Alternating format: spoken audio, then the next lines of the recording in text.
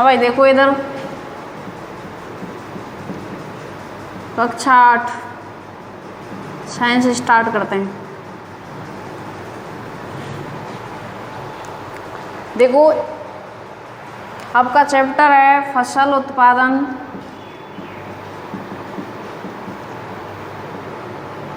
एवं प्रबंध।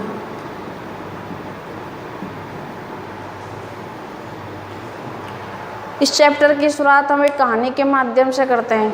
देखो एक छोटी सी कहानी है। दो बच्चे होते हैं, पहेली और भूजो। कौन होते हैं? पहेली और भूजो। दोनों जाते हैं अपने चाचा के घर गर्मियों की छुट्टियों में घूमने जाते हैं। तो घूमने जाते हैं तो कुछ सामान को देखते हैं। वहाँ पर सामान होता है कुछ पड़ा हुआ। तो क्या क्या सामान देखते हैं? एक तो देखा इन्होंने एक खुरपी। क्या देखी? खुरपी। दूसरा देखी इन्होंने दरांती। एक देखा बेलचा। क्या देखा? बेलचा। और एक हल। अब बच्चे हैं, बच्चों के दिमाग में क्या आता है कि भाई इन चीज़ों का उपयोग कहाँ करते हैं।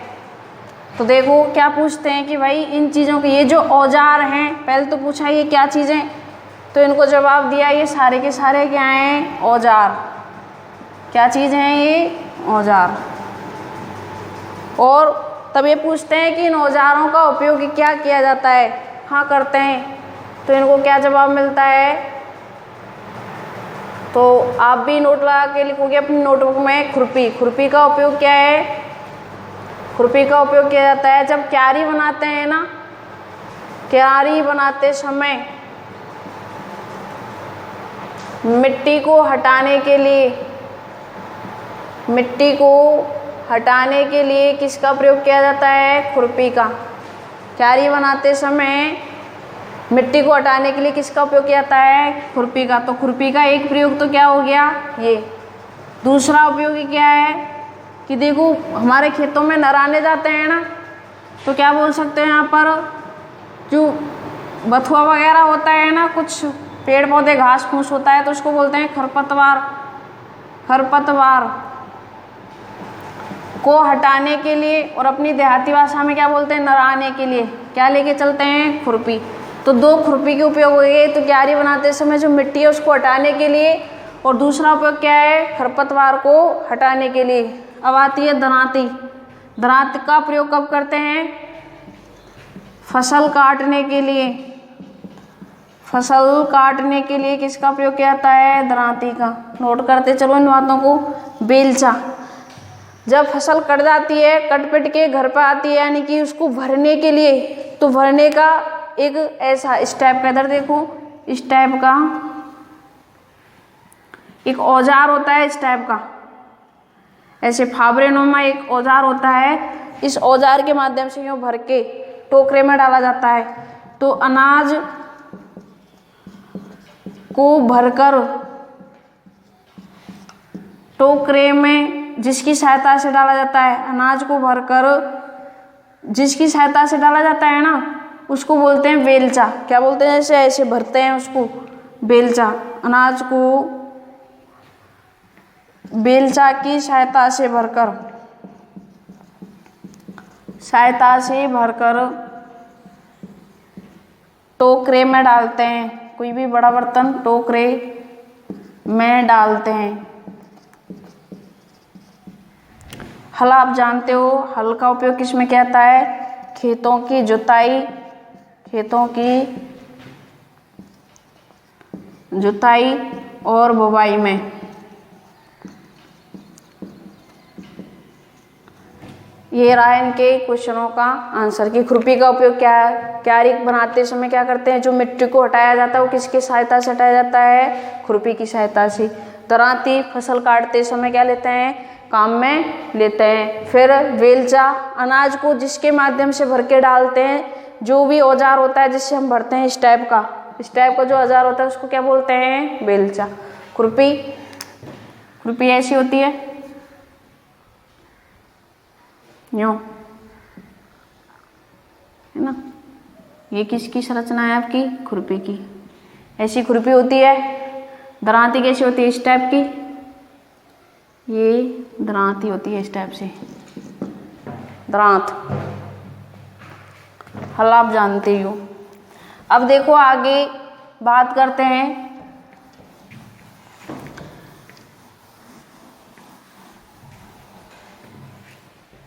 कि जो सजीव हैं ये भोजन क्यों करते हैं? सजीव हुए पेड़ पौधे जीव जंतु जितने भी हैं ये पौधे भोजन क्यों ग्रहण करते हैं?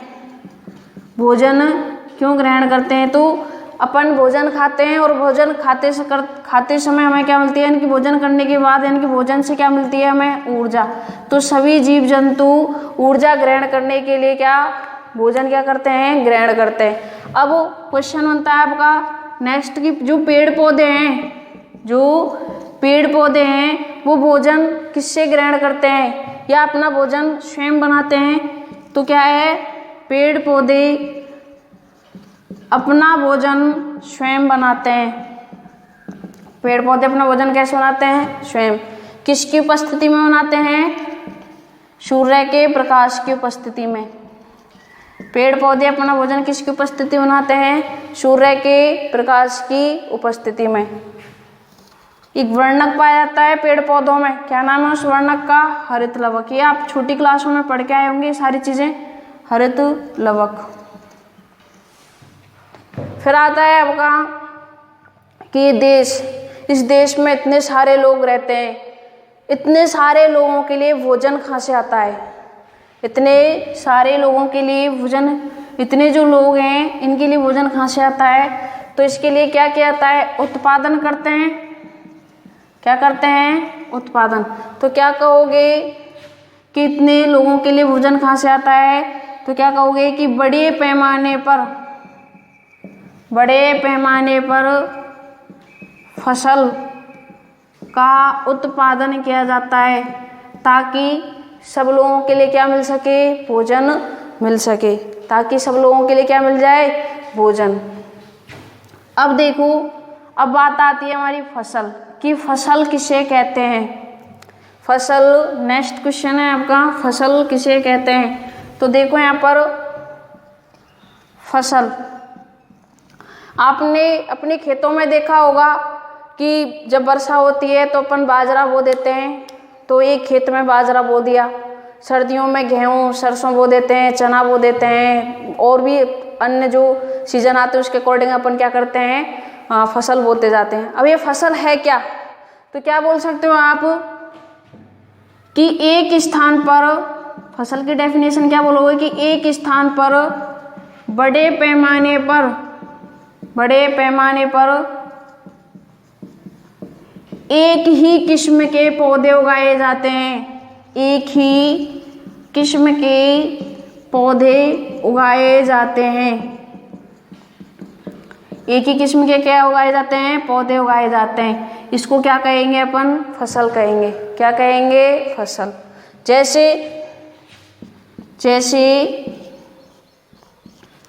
बाजरा की फसल, इसका अर्थ क्या है?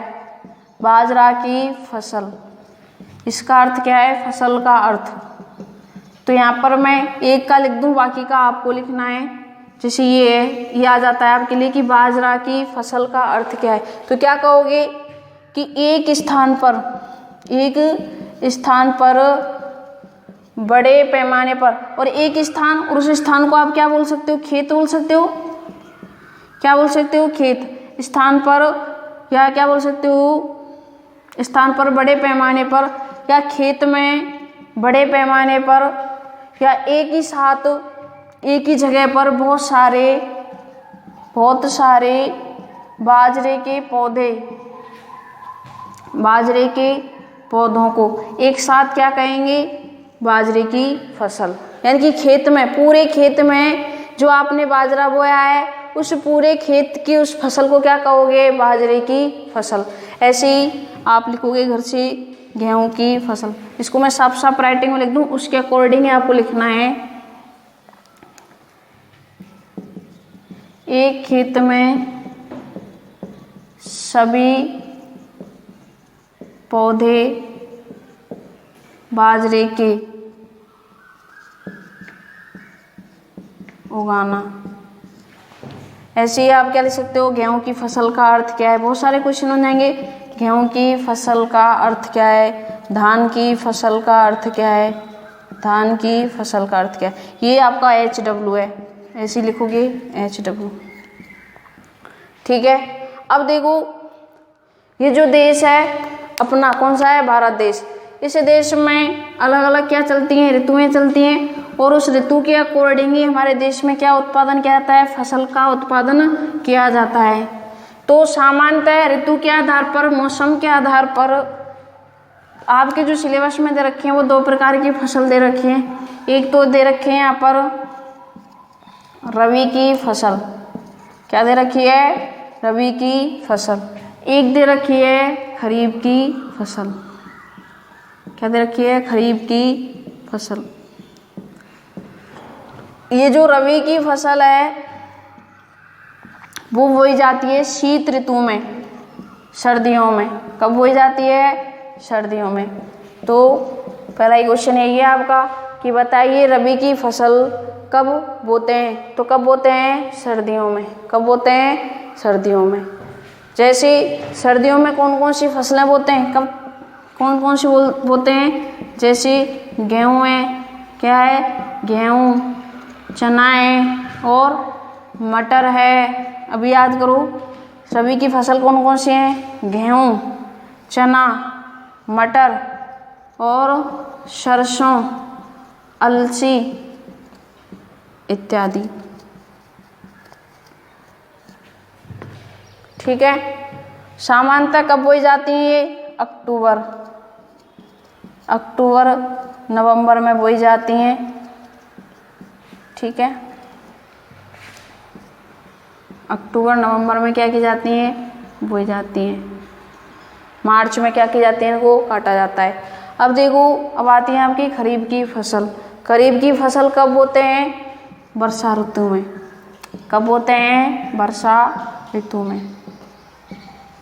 अच्छा, खरीफ की फसल जो है उनको क्या बोते हैं, वर्षा ऋतु में। और वर्षा कब होती है सामान्यतः, जून सितंबर में, जून से लेकर सितंबर तक।